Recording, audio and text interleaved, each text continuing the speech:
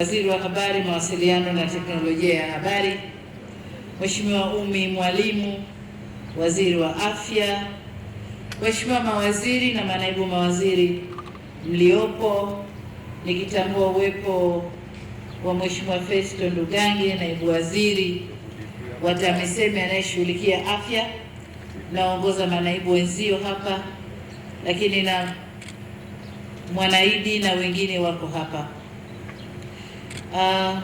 Comrade ndugu Christine Mdeme, naibu katibu mkuu wa Chama cha Mapinduzi na uongozi wa Chama cha Mapinduzi mkoa na wengine wote mliopo hapa, Mheshimiwa Anthony Mtaka, mkuu wa mkoa wa Dodoma na wakuu wa mikoa mliopo hapa, dada Zainab na dada Sophie, waheshimiwa wabunge, lakini wenye viti wa kamati za huduma na maendeleo ya jamii, lakini na kamati ya miundombinu, pamoja na wajumbe wa kamati hizo na wabunge wa mkoa wa Dodoma waliopo nasi hapa, waheshimiwa mabalozi na wakuu wa taasisi za kimataifa, Bwana Shamil Joseph, mkurugenzi mtendaji wa Vodacom au Vodacom Group Africa, na Bwana Sitolizwe Mlose, mkurugenzi mtendaji wa Vodacom Tanzania. Pardon me for a wrong pronunciation of your name. You know the Zimbabwean names are too difficult to pronounce for Tanzanians at least. Makatibu wakuu pamoja na viongozi wengine wa serikali mliopo nasi, waheshimiwa wakuu wa wilaya za Dodoma, mstahiki meya, viongozi wetu wa dini, viongozi wa kimila, machifu mlioko pamoja nasi, wageni waalikwa wenzangu, wanahabari, mabibi wote na mabwana, afya oye! Jamhuri ya Muungano wa Tanzania. Ndugu zangu, baada ya shukrani kwa Mwenyezi Mungu, nianze kwa kuwapongeza waheshimiwa mawaziri wa Wizara ya Habari, Mawasiliano na Teknolojia ya Habari na Wizara ya Afya pamoja na Ofisi ya Rais TAMISEMI kwa kuendeleza mashirikiano na sekta binafsi ili kuhakikisha wananchi wanapata huduma bora na kwa wakati. Pia nitumie fursa hii kuipongeza kampuni ya Vodacom Tanzania pamoja na wadau wote waliochangia katika mradi huu. Napongeza kwa kuona umuhimu wa kushirikiana na serikali kuwahudumia wananchi katika sekta ya afya ili kuokoa maisha ya mama na mtoto. Huu ni mfano hai wa jinsi ushirikiano wa sekta ya umma au serikali na sekta binafsi unavyoweza kusaidia na kuleta maendeleo endelevu katika nchi yetu. Nawashukuru sana Vodacom kwa kuamua kuunga mkono kampeni yangu ya Jiongeze Tuwavushe Salama. Wamejiongeza ili tuwavushe salama. Our utmost gratitude and appreciation to you Vodacom. Thank you. Waheshimiwa viongozi na wananchi kwa ujumla, katika enzi ya sasa ya kidijitali, ukuaji wa uchumi au ufanisi na tija wa nchi yoyote hutegemea sana mapinduzi ya kidijitali au huduma za kidijitali au matumizi ya kidijitali. Tunazungumzia wimbi la 4 la viwanda ndani ya dunia, lakini wimbi hili limewezeshwa na mapinduzi ya kidijitali, matumizi ya teknolojia ya hali ya juu ya kidijitali, ubunifu na kuongezeka kwa uwezo wa vifaa vya teknolojia. Hii inatokana na uwepo wa teknolojia mpya kama zile za akili, artificial intelligence, blockchain pamoja na mitandao ya vitu au internet of things, kwa kutaja vichache tu. Hivyo nchi nyingi duniani zinatumia teknolojia kuongeza urahisi wa upatikanaji wa huduma za kijamii, lakini pia maendeleo ndani ya nchi. Na ndio maana siku nilipokuwa napokea ripoti ya mdhibiti na mkaguzi mkuu wa hesabu ambayo ameonyesha concern, ameonyesha kuna kijitatizo kidogo kwenye mifumo yetu Tanzania. Nilizungumzia kwa mahususi kabisa Wizara ya Afya, na nikaitaka Wizara ya Afya iwe na mifumo inayosomana, ili mwisho wa siku pale makao makuu tuwe tumekusanya data au taarifa zote zinazohusu afya, tuzichakate, tujue magonjwa gani yanatuathiri zaidi, dawa gani zinatumika zaidi, watu wangapi wanakufa kwa sababu ipi, wapi kuna hali nzuri ya kiafya, wapi hakuna hali nzuri ya kiafya. Sasa ni imani yangu kwamba Wizara ya Afya watakwenda kulifanya hilo, lakini faraja niliyo nayo leo ni kuona mfumo huu tunaozindua leo umekwenda kujaribiwa na kuonesha matokeo chanya katika kunusuru maisha ya mama mjamzito au mama mzazi na mtoto wake. Lakini na faraja pia kusikia Wizara ya Afya sasa wakishirikiana na Vodacom wanafanyia kazi mfumo wa kufuatilia matumizi ya dawa toka inaingia nchini mpaka mtumizi wa mwisho. Na faraja sana kuona hayo. Waheshimiwa viongozi na wananchi, leo tupo kushuhudia maendeleo mengine katika sekta ya afya, lakini niseme ni ukweli kwamba ndani ya bara la Afrika tuna changamoto nyingi na mapungufu katika sekta ya afya yanayohusiana na usawa katika upatikanaji wa huduma za afya na uwezo wa kumudu huduma zenyewe. Kwa hiyo kushughulikia changamoto za afya zilizotajwa kunahitaji ushirikiano wa karibu kati ya sekta mbalimbali kama hili tunalolishuhudia leo.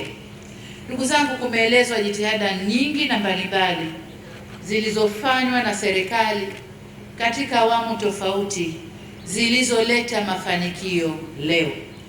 Lakini pamoja na mafanikio kadhaa yaliyopatikana, bado baadhi ya wanawake na watoto wanapoteza maisha yao wakati wa kujifungua au muda mfupi baada ya kujifungua. Hali hii wakati mwingine inatokana na kukosekana kwa taarifa au mawasiliano ya haraka ya usafiri wa uhakika wa kuhakikisha kwamba mama mjamzito anafika katika kituo cha afya na kupata huduma stahiki. Kwa msingi huu, naipongeza sana kampuni ya Vodacom Tanzania kupitia kampeni yake ya M-Mama au M-Mama Vodacom Foundation na wadau wengine hasa Touch Foundation pamoja na Pathfinder International kwa kuungana mkono jitihada hizi za serikali kwa kubuni mfumo huu wa M-Mama. Kama ilivyoelezwa, M-Mama ni suluhisho kwa kina mama wajawazito na vile vile unatumia mfumo wa kielektroniki kuratibu na hivyo kuboresha huduma za usafiri wa dharura kwa kuboresha ambulance zinazomilikiwa na serikali, lakini vile vile zinazomilikiwa magari yanayomilikiwa na watu binafsi. Kwa maana hiyo, mfumo huu unashirikisha pia wanajamii, zaidi wanaume ndio madereva hasa wa magari huko vijijini, na uzuri ni kwamba wanaiona hali halisi ya mama anapokuwa mjamzito na ile siku moja anayotaka kuleta kiumbe duniani. Kwa wanaume wale madereva wanakiona kimbembe mama yule anayopitia, na ni matumaini yangu kwamba itakwenda kuwabadilisha nao kuwa na huruma na kina mama wanapokuwa kwenye hali hiyo.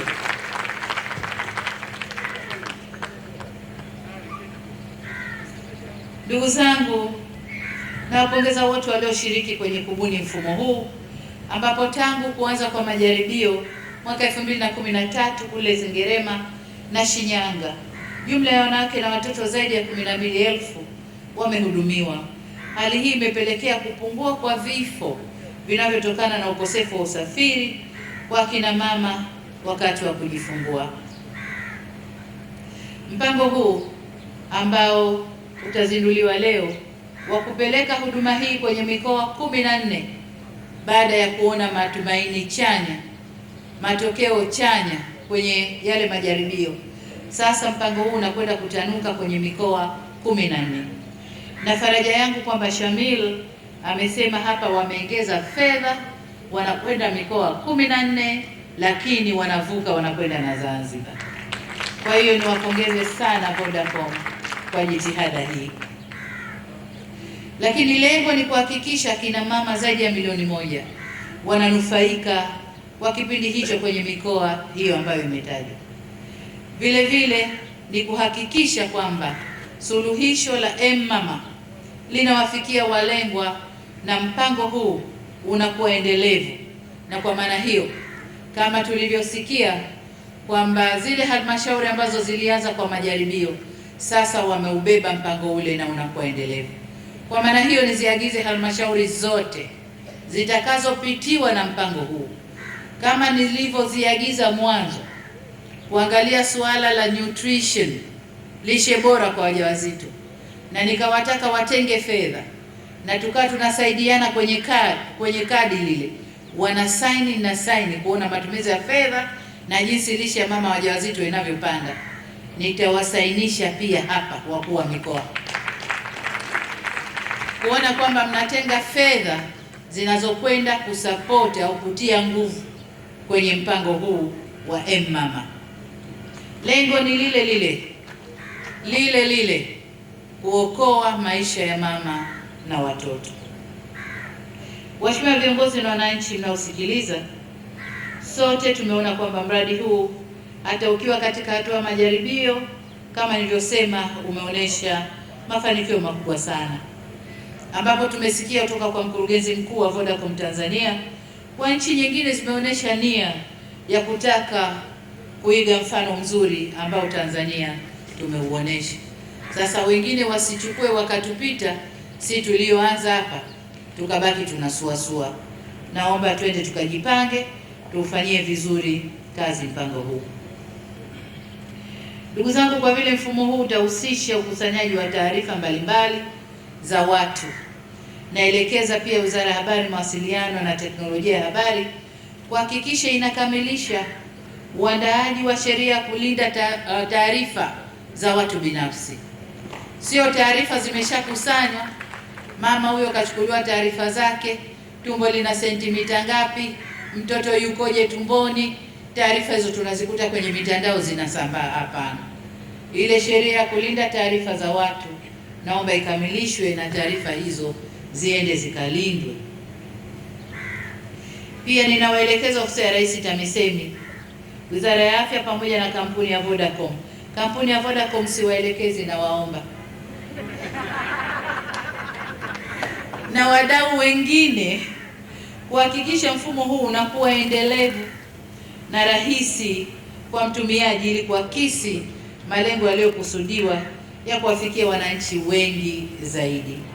Nami nirudie ombi la nadhani mwenyekiti wa kamati ya miundombinu kwamba kampuni nyingine za simu, na sio tu kampuni za simu, kampuni nyingine zinazofanya kazi zao Tanzania waige mfano huu, wanaweza wakaingia maeneo mengine. Kwa mfano, Vodacom wameingia kwenye afya, wameingia kwenye elimu, wameingia kwenye kilimo, na bila shaka wataangalia maeneo mengine ya kuingia. We count on you Vodacom. So taasisi nyingine, kampuni nyingine waige mfano huu kwa maendeleo ya nchi yetu. Ndugu zangu, nikimalizia, naomba sasa niendelee kuahidi wa Tanzania kutoa au kujenga kasi ya mfumo wa huduma bora za afya. Tumeanza kulifanyia kazi hilo, kutoa huduma bora za afya kama Waziri wa Afya alivyosema. Tumeanza na ujenzi wa miundombinu ambapo vituo kadhaa katika ngazi ya vijiji, kata, wilaya, mikoa na zile hospitali za rufaa, miundombinu kadhaa tumejenga na kazi ya ujenzi inaendelea. Lakini kazi ya kununua na kuweka vifaa tiba katika vituo hivyo tunavyovijenga inaendelea. Utafutaji wa dawa, yametajwa mabilioni hapa ambayo tumetoa kwa ajili ya dawa, lakini kuna mapungufu, na juzi nilipotoa agizo la Wizara ya Afya kuangalia mifumo, nilitoa agizo pia la kuiangalia MSD kwa haraka sana. Najua sehemu moja ni yangu na kuahidi kwamba nitaifanya haraka, lakini kwenye mifumo na jinsi ya kutoa huduma ni sehemu yenu, na naomba mkaifanyie haraka sana, na zaidi ule mtandao wa kuifuata dawa mpaka inapofika, ukiharakishwa itakuwa vizuri zaidi. Lakini pia tumejitahidi kuajiri watumishi katika sekta ya afya. Kwa mwaka jana watumishi 3600, na mwaka huu uchumi wetu umetoa nafasi ya ajira zipatazo 32,000 ndani ya taifa letu. Kati ya hizo nyingi zitakwenda kwenye sekta ya afya na sekta ya elimu bila shaka. Lakini pia tumejitahidi, pamoja na mfumo huu ulioanzishwa wa M-Mama, serikali imejitahidi kuhakikisha kwamba maeneo yetu yanakuwa na ambulance, angalau kila kata ambulance moja. Tumeagiza ambulance 233 za kawaida ambazo zitamwagwa Tanzania nzima, lakini pia tumeagiza ambulance 25 ambazo ni advance, ni kama ngazi ya rufaa. Ile ya kawaida ikiwa haitoshi, haina vifaa, 25 ni ambulance inayofanana na kituo cha afya katika ngazi ya kata. Lakini pia tumeagiza magari 242 ya uratibu. Ni matumaini yangu kwamba magari na ambulance hizi zitakwenda kuongeza nguvu kwenye huu mpango wa M-Mama ili kuwawahisha watoto na akina mama mahospitalini. Kama haitoshi, serikali yenu katika mwaka uliopita na bajeti inayoendelea tumemwaga fedha nyingi kwa TARURA ili kujenga barabara za vijijini. Tulionyeshwa ile film ambayo baba tayari dereva ameshamchukua mjamzito, mama wa mtoto yule ambaye tulimwona, lakini hali ya barabara ilikuwa ina changamoto kidogo. Serikali imetoa fedha nyingi kwa TARURA kwenda kufanya barabara zinazoweza kupitika kwa misimu yote Tanzania kote. Kwa hiyo tunaboresha barabara za vijijini ili magari yale yaweze kupeleka wagonjwa haraka. Jengine ni ile alilosema Waziri wa Mawasiliano na TEHAMA, anwani za makazi. Hii sasa itarahisisha simu inapopigwa, mtu anasema niko mtaa fulani, nyumba namba fulani. Kwa ni urahisi kwa gari kumfikia kwa haraka na kuwahishwa kwenye hospitali kwa haraka. Ni matumaini yetu serikali kwamba mambo yote haya yatakwenda kuboresha huduma za afya au itakwenda kuongeza ubora wa huduma za afya, na hatutasita hapa. Tunaendelea na kazi ya kuboresha huduma za afya, huduma za elimu, maji safi na salama, umeme vijijini, ili wananchi wafikiwe na huduma hizo kwa haraka zaidi. Ndugu zangu, baada ya kusema hayo, sijui kama alikuwa machache au mengi, lakini niseme sasa kwamba nina furaha kuzindua mfumo huu wa M-Mama, na nitakapobonyeza nitakuwa nimeuzindua rasmi. Asanteni sana. Macho Media, thamani kwa wote.